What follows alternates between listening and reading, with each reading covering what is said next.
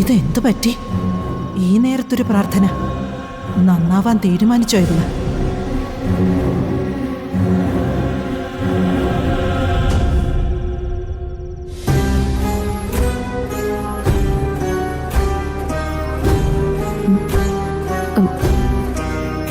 എന്റെ കൃഷ്ണ,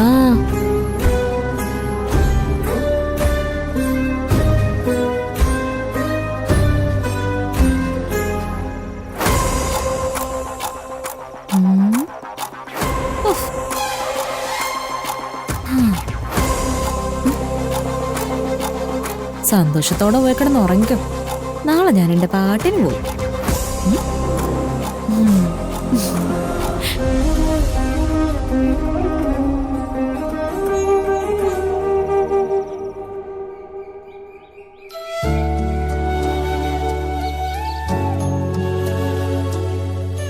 ആയിരക്കണക്കിന് വർഷങ്ങൾക്ക് മുമ്പ് വങ്കനാട്ടിൽ നിന്നും എത്തിയ സന്യാസിമാരാണ് ഇവിടത്തെ പ്രതിഷ്ഠ നടത്തിയിരിക്കുന്നത് എന്നൊരു ഐതിഹ്യമുണ്ട്.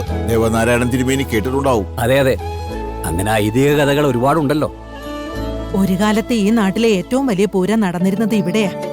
കാലക്രമത്തിൽ അതൊക്കെ ക്ഷയിച്ചു. അതൊക്കെ സ്വാഭാവികം. അതുകൊണ്ട് ദൈവചൈതന്യത്തിന് കുറവൊന്നും സംഭവിക്കുന്നില്ല.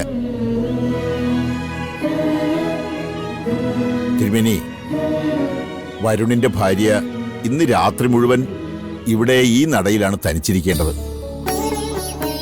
ഇത് ഒറ്റപ്പെട്ട ഒരു സ്ഥലമല്ലേ? അതിനെന്താ, ദൈവത്തിന്റെ മുന്നിൽ എന്തൊറ്റപ്പെടൽ. കാവലായി സർവേശ്വരൻ തന്നെയല്ലേ നിൽക്കുന്നത്. പിന്നെ അനുഷ്ഠിക്കുന്ന കർമ്മങ്ങൾ കൃത്യതയുള്ളതാണെങ്കിൽ, പിന്നെ കഴുത്തിൽ കിടക്കുന്ന താലി പരിശുദ്ധമായി സൂക്ഷിക്കുന്നവളാണെങ്കിൽ ഭഗവാന്റെ അനുഗ്രഹം കൂടെ തന്നെ ഉണ്ടാവും. നേരം പുലരുമ്പോ ഐശ്വര്യത്തിന്റെ അടയാളം ദേവൻ കാണിച്ചു തരും. അതാണ് വിശ്വാസം. വ്രതനിഷ്ഠകളുടെ കാര്യത്തിലൊന്നും ഒരു ഭംഗവും വരുന്നില്ല. വരുണിന്റെ താലി കഴുത്തിൽ അണിഞ്ഞവള് എല്ലാം ഭംഗിയായി നോക്കുന്നുണ്ട്. തിരുമേനി വരൂ, നമുക്ക് പുറംകാഴ്ചകളൊക്കെ ഒന്ന് കാണാം. അമ്മേ, ഇന്ന് രാത്രി മുഴുവൻ പ്രിയങ്ക ഇവിടെയായിരിക്കേണ്ടത്. ആലോചിച്ചിട്ട് എനിക്ക് പേടിയാവുന്നു. എന്തിന്? ക്ഷേത്രനടയിലിരിക്കുന്ന പെണ്ണിനെ കാത്തു രക്ഷിക്കേണ്ടത് അവളുടെ കഴുത്തിൽ കിടക്കുന്ന താലിയാ. പ്രിയങ്കയുടെ കഴുത്തില് അങ്ങനൊരു താലി കയറിയിട്ടുണ്ടോ? ഇനി അതും മനസ്സിൽ വെച്ചോണ്ട് ഓരോ അബദ്ധങ്ങൾ എഴുന്നള്ളിക്കാൻ നിൽക്കണ്ട. പ്രിയങ്ക മോൾ ഇന്ന് രാത്രി ഇവിടെ വ്രതമിരിക്കും. നാളെ രാവിലെ എല്ലാത്തിനും പരിഹാരം ഉണ്ടാകുകയും ചെയ്യും. കേട്ടല്ലോ?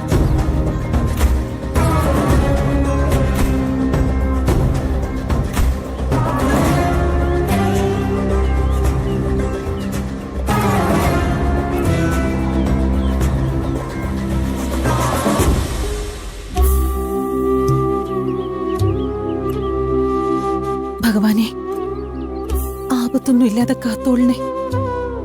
അവളുടെ അറിവില്ലായ്മകള് ക്ഷമിച്ചോളണേ.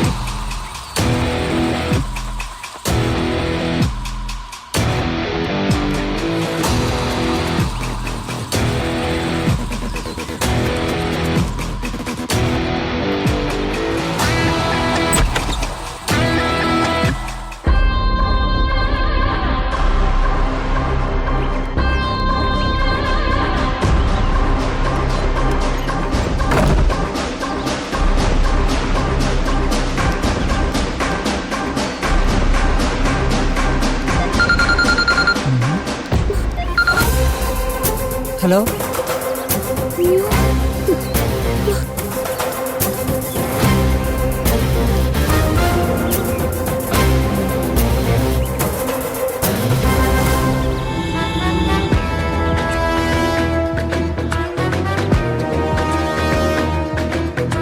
ഞാൻ ഇവിടെ തന്നെ ഉണ്ട്. ഓ ഇപ്പൊ വരാം. ഓ ഇപ്പൊ വരാം.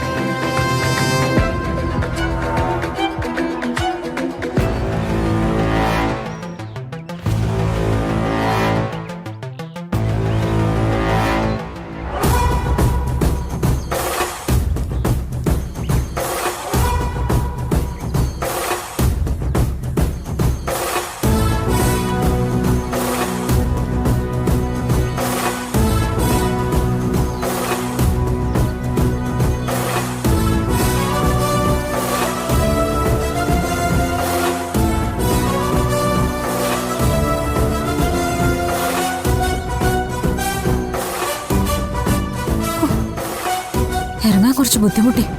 കയ്യോടെ പിടികൂടിയെന്ന് ഞാൻ കരുതി. ദൈവം നിന്നെ കണിമംഗലത്ത് അടിമയാക്കാനല്ല തീരുമാനിച്ചിരിക്കുന്നത്, എല്ലാവരും ആരാധിക്കുന്ന താരമാക്കാനാ. താമ, നമുക്ക് എത്രയും പെട്ടെന്ന് അവിടെ എത്തണം. ഒളിച്ച് താമസിച്ച പോലെ കുറച്ചു കാലം കഴിഞ്ഞ വീടാ.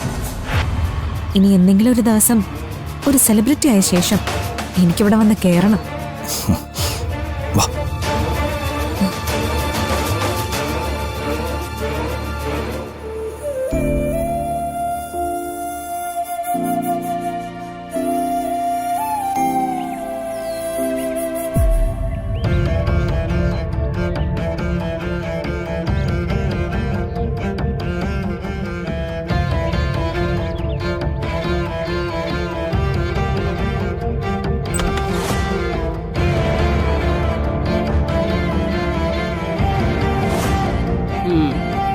നാളെ നേരം വെളുക്കുന്നതോടെ ഈ പൂജ കഴിയും. അപ്പോഴെങ്കിലും നിർത്തുവല്ലോ നിന്റെ ഈ വേഷം കെട്ടും. അമ്മ അച്ഛനവിടെ പോയി? പൂജാരി കൂടെ ഉണ്ടായിരുന്നല്ലോ, അദ്ദേഹത്തെ യാത്രയാക്കാൻ നിൽക്കുക. പ്രിയങ്ക വ്രതം ഇരിക്കേണ്ട അമ്പലം ഇവിടുന്ന് ഒരുപാട് ദൂരെയാണോ? അതറിഞ്ഞിട്ട് നിനക്കെന്താ? അവളുടെ കൂടെ പോകാനാണോ? പൂജ അവള് പൂർത്തിയാക്കിക്കൊള്ളു. അതിനിടയിൽ ഇവിടെ ദൈവത്തിന്റെ മുന്നില് കുറച്ചു നേരം നീ ഇരുന്നതിന്റെ കണക്കും പറഞ്ഞുകൊണ്ട് വരാതിരുന്നാ മതി.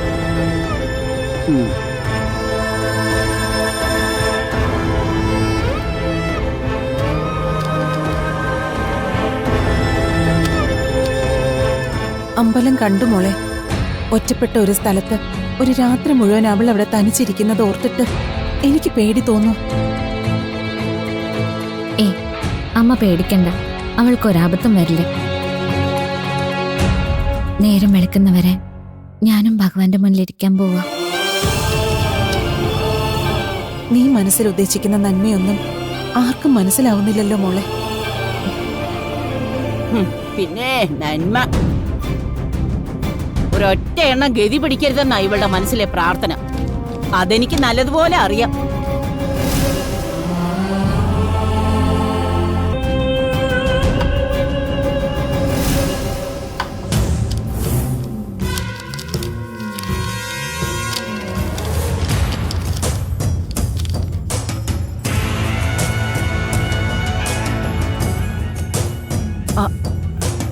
യശോദേ, യശോദേ, ഒന്നിങ്ങി വാ.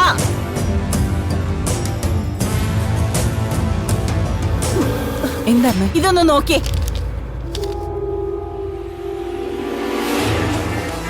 ദൈവമേ,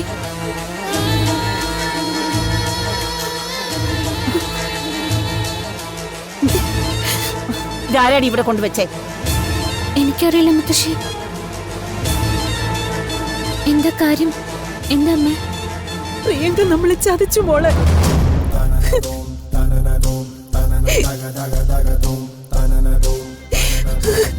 എന്താ അമ്മേ, എന്താ പറയുന്നത്?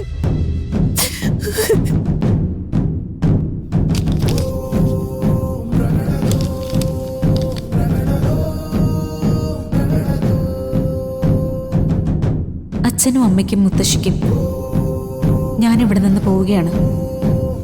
ഞാൻ അഭിനയിക്കുന്ന ഒരു സിനിമ ഇന്ന് രാത്രി ഷൂട്ടിംഗ് ആരംഭിക്കുകയാണ്. ഈ ചാൻസ് തട്ടിക്കളഞ്ഞ എനിക്ക് ഞാൻ ഉദ്ദേശിക്കുന്ന ഭാവിയിലേക്ക് എത്താൻ പറ്റില്ല. എന്നെ തിരക്കണ്ട. ഞാൻ ആഗ്രഹിക്കുന്നതെല്ലാം നേടിയിട്ട് ഞാൻ ഒരിക്കൽ തിരിച്ചു വരും പ്രിയങ്ക.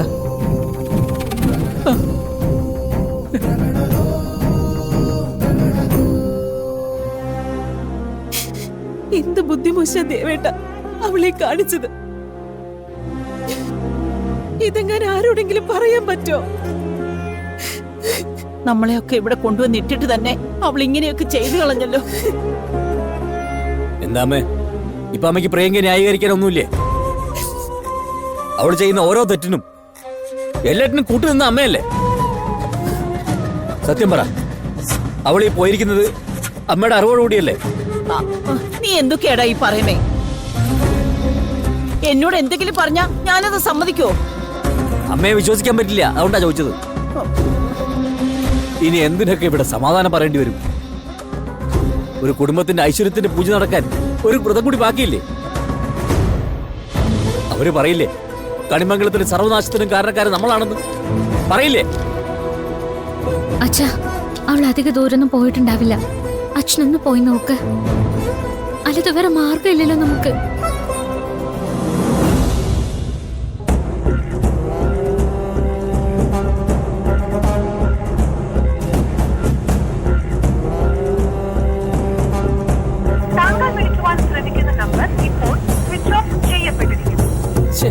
ഫോൺ ഓഫാണ്. അതൊക്കെ കൃത്യമായിട്ട് ചെയ്തോളൂല്ലോ. ദേവേട്ട, എവിടെ പോയി തിരക്കണം, ആരോട് അന്വേഷിക്കണം, ഒന്നും എനിക്കറിയില്ല ചോദ. ഇതിനേക്കാൾ ഭേദം നമ്മളെയൊക്കെ അവളങ്ങ് കൊല്ലുകയായിരുന്നു നല്ലത്.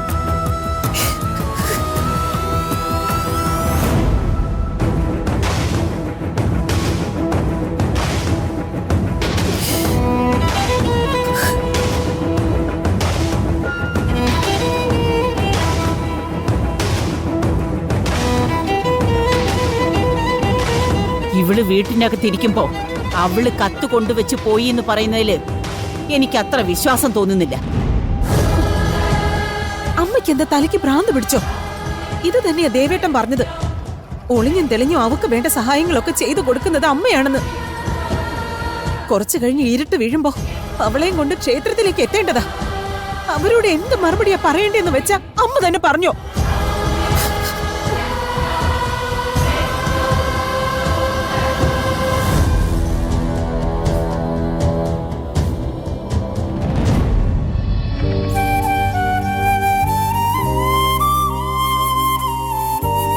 എന്റെ ഭഗവാനെ, ഇങ്ങനത്തൊരവസ്ഥയില് ഞങ്ങളെ പരീക്ഷിക്കരുത്. എവിടേക്ക് പോയാലും ചടങ്ങിന്റെ മുഹൂർത്തത്തിന് മുൻപ് അവളെ ഇങ്ങ് എത്തിക്കണേ.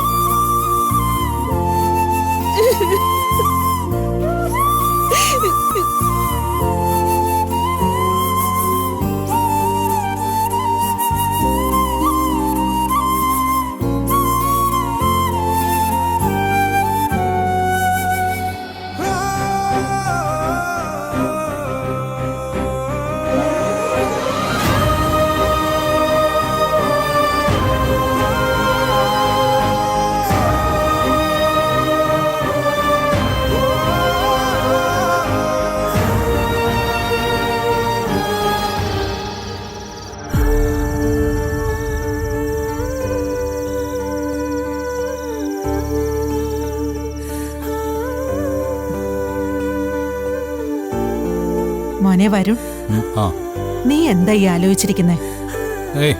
ഒന്നുമില്ല മുത്തശ്ശി. ഒന്നുമില്ലാന്നൊന്നും പറയണ്ട. നീ ആലോചിക്കുന്നത് പൂജയുടെ കാര്യം. പിന്നെ പൂജയുടെ കാര്യത്തിലൊക്കെ ആർക്കാ താല്പര്യം? അത് നീ എന്റെ മുഖത്തു നോക്കിയൊന്ന് പറഞ്ഞേ. നീ താലി കെട്ടിയ പെണ്ണ് നിനക്ക് വേണ്ടി പൂജ ചെയ്യുന്നതിൽ നിനക്ക് താല്പര്യമൊന്നുമില്ലേ? അതിന് താലി കെട്ടിയ പെണ്ണല്ലല്ലോ പൂജ ചെയ്യുക. എല്ലാം അറിയാവുന്ന മുത്തശ്ശി എന്തിനാ ഇങ്ങനെ ചോദിക്കുന്നത്? എനിക്കെല്ലാം അറിയാം.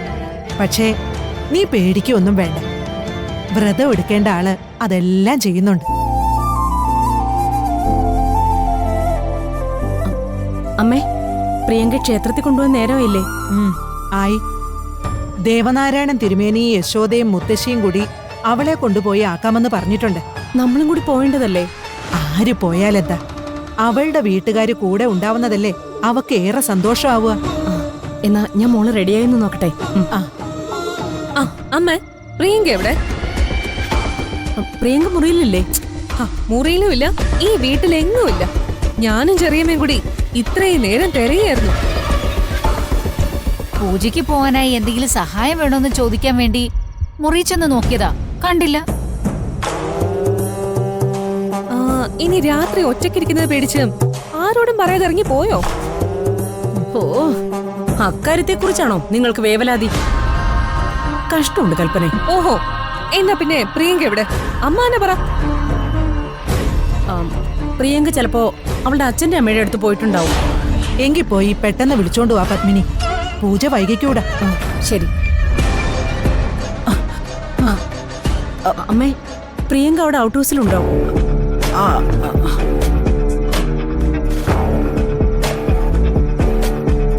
നിങ്ങളോട് ചോദിച്ചാ കേട്ടില്ലേ? പ്രിയങ്ക ഇവിടെ കാണാനില്ല. അവിടെ ഇല്ലെങ്കിലേ അവളെ അന്വേഷിച്ചിറങ്ങാനാ. പ്രിയങ്ക മോൾ അവിടെ ഉണ്ട്. പൂജയ്ക്ക് പോകാൻ ഒരുങ്ങിക്കൊണ്ടിരിക്കുക. അതെന്താ ഇവിടെ ഇരുന്നല്ലേ അവൾ ഒരുങ്ങേണ്ടത്? ആരോടും പറയാതെ അതെന്താ ഇങ്ങനൊരു മാറ്റം? ഔട്ട് ഹൗസിലുള്ളത് അന്യന്മാരൊന്നും അല്ലല്ലോ, അവളുടെ കുടുംബക്കാര് തന്നെയല്ലേ. അവൾ അവിടെ ഇരുന്ന് ഒരുങ്ങുന്നത് കൊണ്ട് നിങ്ങൾക്കെന്താ കുഴപ്പം? പ്രിയങ്ക മോൾ ഒരുങ്ങിക്കഴിഞ്ഞാൽ ഉടൻ തന്നെ ഞങ്ങൾ അവളെയും കൊണ്ട് അമ്പലത്തിലേക്ക് പോകും. ദേവൻ നേരത്തെ തന്നെ അമ്പലത്തിലേക്ക് പോയിട്ടുണ്ട്. അത് പറയാനാ ഞാൻ ഇങ്ങോട്ട് വന്നത്.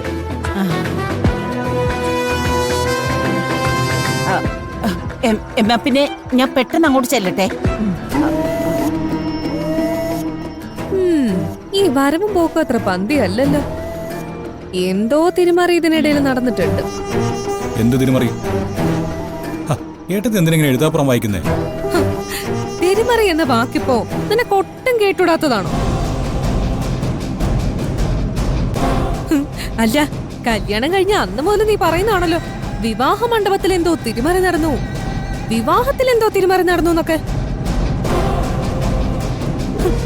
അപ്പൊ എന്താ ഈ വാക്കിന് ഓരോ കുഴപ്പമില്ലായിരുന്നോ? കൽപ്പന, മതി. എന്തായാലും പ്രിയങ്ക അവിടെ ഉണ്ടല്ലോ. പൂജയ്ക്ക് പോകുന്നതിന് മുമ്പ് നമുക്ക് വേണമെങ്കിൽ ചെന്ന് കാണുകയും ചെയ്യാം. എന്തായാലും പൂജയ്ക്ക് പോകുന്നതിന് മുമ്പ് അവളെ കണ്ടേ പറ്റൂ.